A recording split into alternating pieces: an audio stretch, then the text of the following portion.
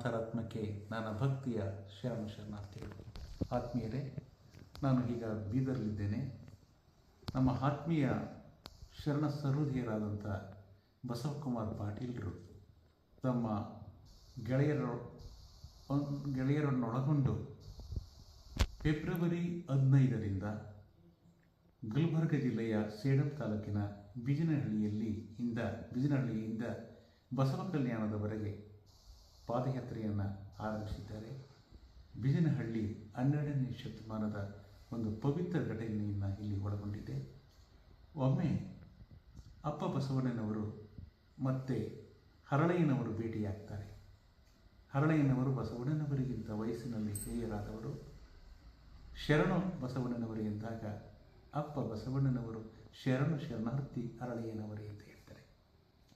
ಈ ಭಕ್ತಿ ಭಾವಕ್ಕೆ ಒಳಗಾದ ಹರಳಯ್ಯನವರು ತಮ್ಮ ಧರ್ಮಪತ್ನಿ ಕಲ್ಯಾಣಮ್ಮನವರನ್ನ ಎಡೆತೊಡೆಯನ್ನು ಇವರ ಬಲತೊಡೆಯೊಂದಿಗೆ ಪಾದರಕ್ಷೆಯನ್ನು ಮಾಡಿ ಬಸವಣ್ಣನವರಿಗೆ ಸಮರ್ಪಿಸುವ ಒಂದು ಭಕ್ತಿ ಭಾವದ ಆ ಬೆಳಕು ಆ ಗ್ರಾಮದ ಒಂದು ಹೆಸರಿನಲ್ಲಿದೆ. ಅಲ್ಲಿಂದ ಯಾತ್ರೆ ಮುಂದಿನ ಫೆಬ್ರವರಿ 15ರಂದು ಪ್ರಾರಂಭವಾಗಿ ಮಾರ್ಚ್ 1ರಲ್ಲಿ ಅದು ಬಸವ ಕಲ್ಯಾಣದಲ್ಲಿ ಸಮಾರೋಪ ಸಮಾರಂಭ ನಡೆಯಲಿದೆ. ವಚನಗಳು ಏನು ಅನ್ನುವುದನ್ನು ನಮ್ಮ ಆತ್ಮೀಯ ಮಿತ್ರರಾದಂಥ ಜಯಪ್ಪ ಹೊನ್ನಾಳಿಯವರು ಒಂದು ಮಾತನ್ನು ಹೇಳ್ತಾರೆ.